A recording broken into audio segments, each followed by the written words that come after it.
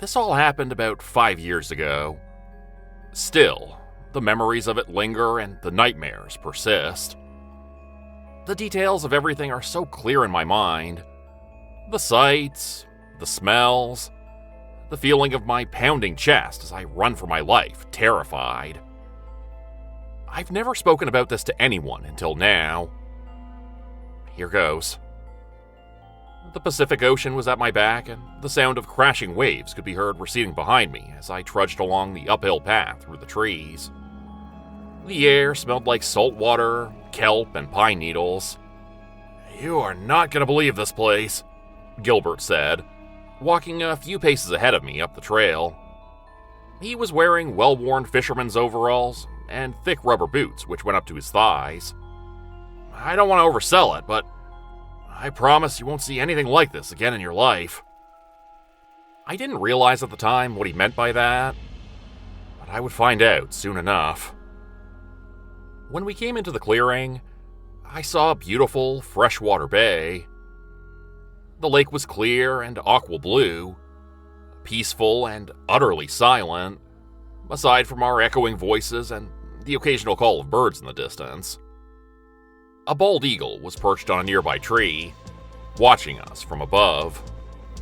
Mountains stood on the horizon, their peaks haloed with mist, making the place look picturesque and stunning. My trip to British Columbia had revealed many of the most beautiful views I'd ever seen, and this one topped them all. "It's beautiful," I said to Gilbert, awestruck. "I can't believe how clear the water is, and how blue." "It really is amazing. Do you see all those cottages over there?" he asked in his thick French-Canadian accent. I looked around and saw several of the waterside houses, although I wouldn't call these monstrosities cottages. They were more like mansions. Most were well hidden among the trees, despite their size, with impressive decks and landscaping. Large boats sat in the water, bobbing up and down with the waves. Wow, the people on this lake must be rich. I thought you were all alone here, so far out in the middle of nowhere. Gilbert was a former chef who lived in a floathouse in an ocean harbor, which was only accessible by boat and prop plane. It took us 3 hours to get there on his boat the day prior, but it had been worth it. He had an incredible setup that allowed him to live almost entirely self-sustainably, with prawn traps set everywhere, oysters galore, and some of the best fishing I'd ever seen. It was a seafood lover's paradise. He even went scuba diving for scallops. But this lake was the hidden jewel of his location, he said. "These are summer houses for a lot of wealthy politicians and celebrities, actually.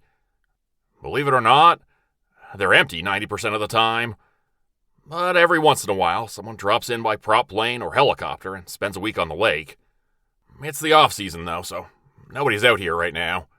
I'm taking care of all the properties on the lake, and anybody who's coming in calls ahead so I can get it ready for them. Stocking the places with firewood, making sure the gas is on.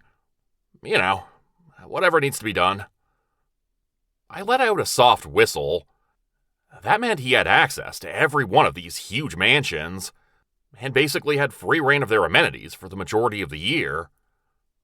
Wow, this place is something else.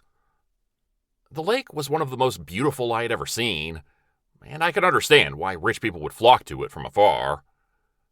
Mist was rising off the surface of the water, and despite the gray, overcast day, I was excited by the location, which was so unlike any I had seen. It looked like a picture from a calendar or a screensaver. "Just wait until you see the fishing," he told me with a smile. We got into his small aluminum boat, and he pulled the cord on the outboard motor. It rumbled to life, and he began to steer us out into the heart of the lake. It was larger than I expected, extending several kilometers into the distance. There were also islands in the middle of the water, which had a couple different summer homes built on them. I asked Gilbert who the houses belonged to, but the motor was roaring so loud he didn't hear me. Or pretended like he didn't. He slowed down at a strange place in the water, I realized as we were getting closer there was something off about it. The water was bubbling and moving as if being disturbed from underneath. A stretch of about 50 square yards was all affected in the same way. "See that?" Gilbert asked, pointing at the section of water with the strange disturbance. "Yeah, what is that? It looks like the water's boiling." "This is what we came out here for," he said, pulling out his fishing rod. "That's what I call a trout feeding frenzy." He handed me a line and I was about to cast it out, but then noticed there was no bait on it. Can I get a worm or something?" I asked. He just shook his head, smiling, and motioned for me to put the line in the water. There was an immediate hit, and I began to fight with a fish that had been hooked. "Wow, you don't even need bait?" I reeled in one after another until we had more than enough for dinner. He told me it was like this all the time on this lake. The best freshwater fishing location he'd ever seen in his life. And it was full of rainbow trout as well, which made it even better. "The rich people who come up here used to pay to have the lake stocked with rainbow trout, but nobody really fishes it but me, so they got a bit out of control. There's a multitude of them now." You'd think that fishing without any challenge would get boring fast, but it doesn't. Still, there's only so many you can catch before you get tired and start to feel like there's no possible way you could ever eat so many. Gilbert reassured me, saying he canned whatever excess he caught. We were about to turn back when I looked over at a nearby island. To my surprise, I saw something looking back at me. I gasped in surprise at the strange sight. There was a massive owl head poking up out of the trees, staring at me, unmoving. I actually screamed when I saw it, and Gilbert followed my gaze and turned to look as well. "What the hell? What is that thing? Is it real?" It was terrifying, whatever it was. The face was staring at us with a lifelike expression. "It's not moving. Is it a statue?" "How have you never noticed that before?" I asked. "Aren't you out here all the time?" He shook his head. "I don't remember ever seeing that before. Whatever it is, it's big. That's got to be 50 feet tall." Gilbert started the engine. "Let's go take a look. Maybe it's an old indigenous statue or something like that." I hesitated, feeling slightly irked for some reason. "Okay, but just let's turn around if anything feels off, okay?"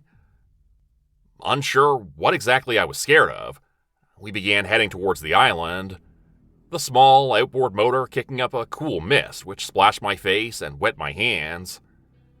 My heart started pounding faster in my chest as we neared the strange pair of eyes overlooking the tree line. Eventually it disappeared into the boughs and leaves again, and I was left with the eerie afterimage of it in my mind. Those eyes staring menacingly outward. That face, too large to be real. As we came close to the shoreline, I realized how completely alone I was. Gilbert seemed nice enough, but I barely knew him. I had met him through my cousin, who I was visiting and who I had flown across the country to see. She had arranged for me to stay with him on his float house on a whim, since she was called into work last minute and he was in town on a supply run. She told me it would be a once-in-a-lifetime experience. Of course, now, I was wondering how well she actually knew Gilbert. As it would turn out, not very well at all. Something about this didn't feel right, I was slowly realizing. Something about Gilbert's overall vibe was making me uneasy, as he helped me off the boat just a little too eagerly. "There used to be tribes of indigenous people who lived off the land and fished in this region. I bet it's an old totem pole or something. This could be a huge discovery. Good eye noticing it." The noise of the engine was gone now, as we were left in complete silence again, as he tried to lead me away from the boat towards what appeared to be a path in the forest. "Hey, maybe, can we go back? I'm not feeling well," I lied. My stomach's upset. Don't be silly. Come on. It'll just take a minute. It looked like it was just up the hill here. I tried to shake off the feeling of paranoia and half succeeded, then began to follow after him. I looked back over my shoulder at the boat and thought I could always run back to it and use it to escape if I needed to. This path looks pretty well worn, I said, catching up to him. Maybe the folks who live in those summer houses know something about that statue. Yeah, it could be. I'll have to call up a couple people, see if we're the only ones to find this place. It was pretty visible from the water, but maybe just from that one angle. That one spot where you chose to fish? I thought, but didn't say. We came over a ridge and, sure enough, there it was again. Only this time, we could see the whole thing. Up ahead of us in a clearing was a massive, towering statue of an owl. It had to be at least 50 feet tall, maybe more. It was difficult to judge. But this was no totem pole. It was as wide as a house at its base, standing imposing and impossibly way out here in the middle of nowhere. At the base of the huge, terrifying owl statue was what appeared to be a dais, pulpit, pews, and an altar off to the side of a lectern. That was when I noticed there were people watching us from near the statue, their clothing blending in with the bark of the trees. I saw several figures in brown, hooded robes, their faces shrouded in darkness. Moving slowly and deliberately, they produced long, sickle-shaped knives from their deep pockets and began to march towards me. I looked horrified towards Gilbert's face. He was wearing a knowing look, saying I had been right not to trust him. He didn't appear surprised to see any of this, and he didn't even bother to try and stop me when I ran away screaming. Instead, his head just turned on a slow swivel watching me go. I turned and bolted back towards the motorboat. My shoes crunched the dry leaves and pine needles beneath my feet. I nearly slipped in a mud puddle as I sprinted as fast as I could, too terrified to look back and see if Gilbert was chasing me. I just assumed he was. But by the time I got back to the boat and ventured to look back, I realized that he wasn't close behind me. However, that didn't mean he wasn't still following me and hiding in the trees. I tried to start the engine and realized why he hadn't bothered to put much effort into stopping me. The outboard motor's pull cord was missing. Without it, there was no way to start the engine. Gilbert, the sly bastard, had customized the motor with a clip-on starter cord that he could easily remove without it even being noticed. There were no oars in the boat either, which meant I was stuck. Unless, of course, I could swim across the lake, which I didn't think I was capable of. I'm not a strong swimmer by any stretch, and it was at least a kilometer to the other side, if not more. The sun was just beginning to set, I noticed, and looked around the lake to see if there was some other way to escape. That was when I saw all the figures standing on the shoreline across the water. In front of each of the summer houses, there was a dark silhouette looking out at me across the lake. Dozens of them were staring at me in the waning light of the evening. The sounds of motorboats being started up at the same time echoed across the still surface of the lake, and each of them moved in unison towards their vessels.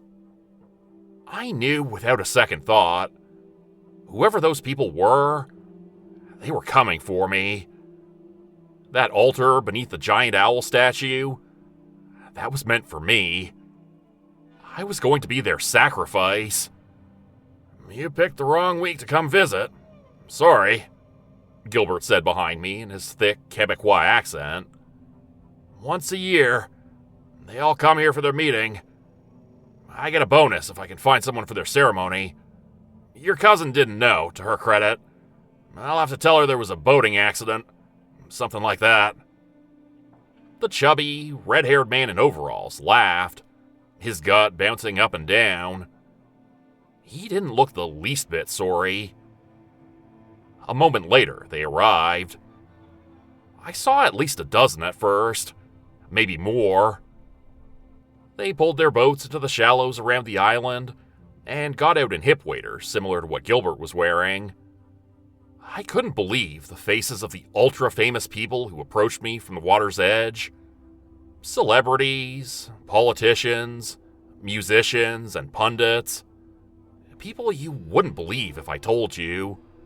All of them in brown, hooded robes.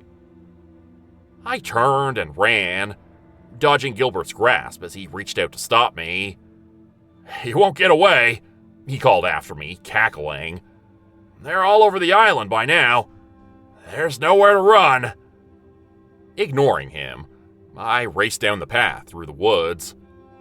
Stumbling, I landed in a puddle of mud with leaves floating in it and pulled myself up quickly, continuing back towards the other end of the island, towards more certain death.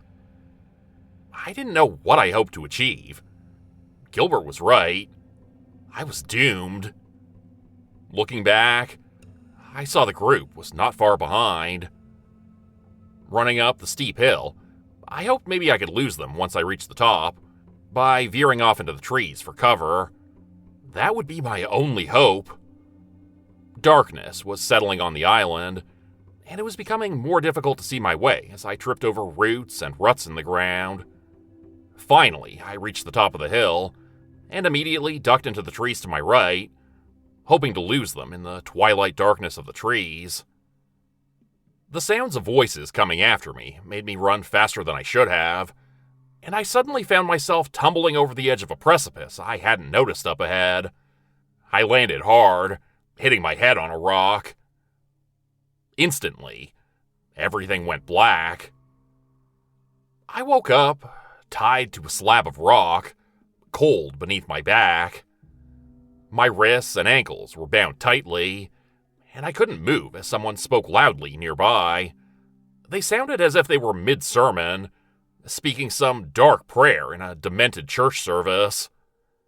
Craning my aching head upwards, I looked around to see I was now directly beneath the giant owl statue, tied to the altar which I was laid out on top of. A man in a brown robe was at the dais, speaking loudly to the assembled crowd watching from the woods. Each audience member held a torch, which flickered and cast them in a warm glow.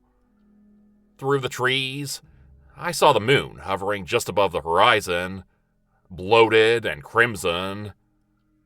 The priest who had been speaking to the crowd finished his dark sermon, and the congregation began to cluck their tongues in response. It was the most unsettling thing I'd ever heard. There were hundreds of them all watching me, clucking their tongues inhumanly as they held candles and observed the priest. Sweat was pouring from my brow and into my eyes as I darted my gaze around the forest, looking for any possible way to escape. I pulled on the bonds holding me to test them, but they were fastened tightly in place. "Disciples of Moloch, we have gathered here under the blood moon to give a sanguine sacrifice to him. May our offering please him, and give us favor in his eyes." The crowd responded, chanting something in reply which was indiscernible, since their muttering voices all mingled together. I realized they were ramping up to killing me, and if I was going to escape, it was going to have to be soon. All eyes were still focused on the priest at the dais, and this would be my only chance to get away. I felt something tugging at the ropes on my wrist and heard a sound coming from behind me. I realized it was the sound of a saw cutting through the bindings. "Stay still. Act like I'm not here," a voice said from behind me. "If they catch me, they'll kill us both." Despite the man's words, I couldn't help but looking back and seeing his face. He was wearing a brown robe like the others. "Are you one of them?" I asked. "Why are you helping me?" "I'm not really one of them," he said, finishing with the rope on my right hand and moving on to the other. "I'm a reporter. I've been working for years to infiltrate this place, and finally did it. I was filming this whole ceremony, but I had to stop to save you. I just couldn't let them kill you." "Thank you," I said, overwhelmed with relief. "Really, I mean it. I'll pay you back for this somehow once we get out of here." "If we get out of here," he said, finishing cutting the bond holding my wrist. "Okay, here's the tricky part," the voice said from the shadows behind the altar. "As soon as I start cutting those ropes on your legs, they're going to see me doing it." I realized he was right. From the dark place behind me, he had cut the ropes holding my wrists, but my feet were facing the crowd. Everyone would see him if he ventured to the front of the altar to cut those ropes. So, what do we do? An explosion suddenly boomed in the distance, and the orange glow of a fireball bursting into the air caught everyone's attention. "We'll need a distraction," he said, moving down to my legs, sticking close to the altar to avoid detection. "Like that one. Try to get the rope free from your other leg. Quick!" I sat up and started working on the ropes, finding them tied tight in knots like I had never seen. Luckily, the whole audience and the priest at the front were all still distracted by the giant cloud of smoke rising in the distance. The last thing people like these wanted was to be seen, and even as far from civilization as we were, an explosion like that could attract attention. The priest was shouting at his acolytes to find out who was responsible for the blast. But suddenly, someone noticed us. A voice began to shout from the audience, "Someone is trying to free the sacrifice! A traitor!" Murmuring and cries of outrage rang through the trees, and suddenly the huge crowd of people were racing down towards us through the woods, like an evil mob with torches in hand. The priest turned from his place on the stage and pulled out a long knife from a sheath around his waist. He walked in our direction just as the ropes gave way, and I rolled off the side of the altar. "Run!" shouted the man who had cut me loose. He bolted off through the trees, and I followed after him. We ran through the trees towards the shoreline, where a boat was waiting, already running. Another figure could be seen moving along the shore towards the boat, and I realized they looked familiar. As we got closer, I saw it was my cousin. It was her who had set off the explosion. "Grace? What the hell are you doing here?" "There's no time. Get in the boat." We all jumped in, and she steered the boat off towards the other end of the lake. I was surprised to see nobody following after us, and we managed to get to the ocean before anyone found us. It turned out Grace had sabotaged the expensive boats, which would have easily outrun us, as well as having blown up one of the larger vessels with a homemade bomb. "What the hell was that?" I asked my cousin once we were safely away from the ceremony. "How could you leave me there with that maniac?" It turned out Gilbert and the cult that tried to kill me weren't the only monsters that day. My own cousin set me up just for a story. She knew what was happening on the lake and used me as bait to see if they would really go through with killing a human sacrifice. If it hadn't been for her partner, I would have died. But he couldn't go through with it. I live in fear now, wondering when the powerful people who tried to kill me will come and find me. I'm sure it won't take long once this is out. After all, I saw their faces. I know what all of them are capable of. They like to live in the shadows. They don't want you to know what they do when you're not watching. But I've seen everything. Hey everybody, hope you enjoyed today's story. This one was written by me. This one is a story from the new Terrors of the Forest audiobook, which is narrated by me and published by Black Widow Press. You can find it on Audible or on Amazon. This one, inspired by real life in a lot of ways. I actually did go out to British Columbia and visited my aunt and my cousins out there years back. I stayed on a float house with my cousin and her chef friend, who I turned into Gilbert for this story. The real guy's name was not Gilbert. But he was, in fact, French-Canadian. He had oyster traps, prawn traps, this really secluded, quiet bay in the ocean, all to himself, where his float house was.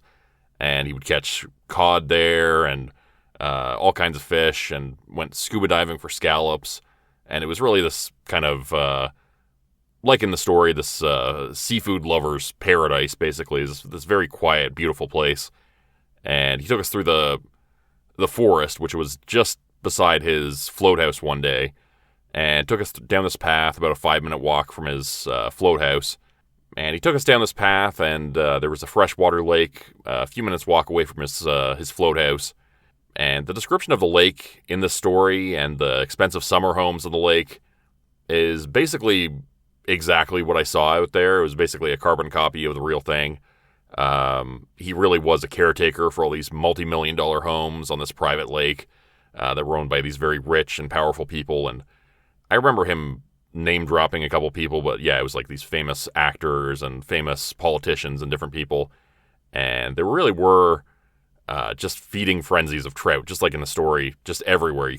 Just driving along in a motorboat on the lake, and you'd see these just these spots of activity on the surface of the water where there was just, if you've ever seen a lake like this with a ton of fish in it, you probably know what I'm talking about, but you just see these almost like whirlpools of activity where all these fish are just, eating the bugs or whatever on the surface of the water. And just these huge clouds of fish, these big schools of fish, and you just toss a line in without a worm on and easily catch. I think we caught, 10 or 15 fish that day. And like in the story, he said, "Oh, don't worry, I'll just can whatever we don't eat today." And like many of my stories, which are partly inspired by real life, a lot of them are partly inspired by real life. This one took a departure from reality at a certain point with the appearance of the owl statue in the forest. Everything after that was fictional, although it did take inspiration from certain things. I don't know if anybody's familiar with the secret footage of the Bohemian Grove in the year 2000 that was taken. You can actually find this footage probably on YouTube still. I think that's where I first watched it back in the early 2000s.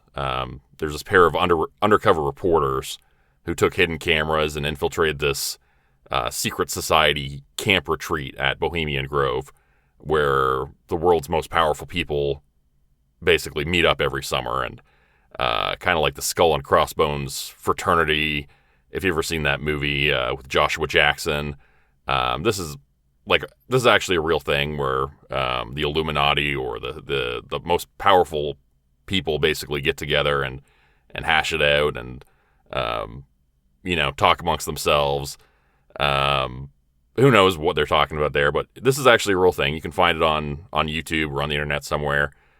Footage is very old and grainy, but very mind-blowing to watch. There's actually a giant owl statue in the forest based on this deity. I think it's Moloch. And all these people, the world's most powerful people, all get together and they do a fake human sacrifice, and everyone clucks their tongues in unison as this fake human effigy gets burned or sacrificed for Moloch, this giant owl statue in the forest at Bohemian Grove. And this pair of undercover reporters who took video of all this, never seen before by anybody else, they got in by claiming they were part of the Bush family, as in George W. Bush, the acting president of the United States at the time. So that's the type of people who were in this camp and there at the time. So it's pretty unbelievable to watch. If you haven't seen it, pretty mind-boggling. You could check it out, probably find it on YouTube, like I said. My trip to British Columbia didn't end up being quite as exciting as all that, thankfully. But it was definitely a once in a lifetime experience that I still think back about fondly, and I look back on it fondly. I've been back a couple times to see family out there who still live on the west coast of Canada, and I'm always awestruck just how beautiful it is out there. On Vancouver, even just looking out at the mountains and the ocean and all the wildlife out there, the bald eagles, and it's very, very, very breathtaking place to visit. One When I went, as we were coming back from the float house, we saw an eagle in the water with this kind of purple fish it was dragging back to shore, and it looked like it was injured or drowning at first, the eagle, and my cousin wanted to grab it out of the water and help it onto shore. And so we went over to it. It flew away immediately, and we realized it was just dragging this fish to the shore. And so we took the fish and threw it up on the rocks for the bald eagle to eat. But yeah, that's the kind of stuff you see pretty regularly out in British Columbia. I wrote one other story, which was also inspired by this trip I took years back. Some of you may remember the story on the channel. We found a horrifying creature while fishing in the Pacific Ocean. That one was also directly inspired by this trip to British Columbia. I'll include a link to that one at the end of the video if anybody wants to check it out. If you enjoyed this story, I hope you'll check out the Terrors of the Forest audiobook, which was narrated by me. Feature this story as well as about a dozen others by some really great authors. John Beardify's story in the collection is especially good. It's a search and rescue story. I'll include a link in the description if you want to check out that audiobook. Great way to support the channel if you're interested and to support my work. So please take a look at that if you're interested. I've got more stories coming to the channel next week as we near the end of August. I can't believe that either. It's actually the end of August coming soon. If you like this video, please leave a like, comment, subscribe, hype, all that good stuff. If you're watching on Spotify, if you can, please leave a comment, review, follow the channel. All that stuff really helps out a lot. You can also find us now on Apple Podcasts and wherever you listen to podcasts. That's it for me today. I hope you'll join me again on Monday for another story, and hope you have a great weekend.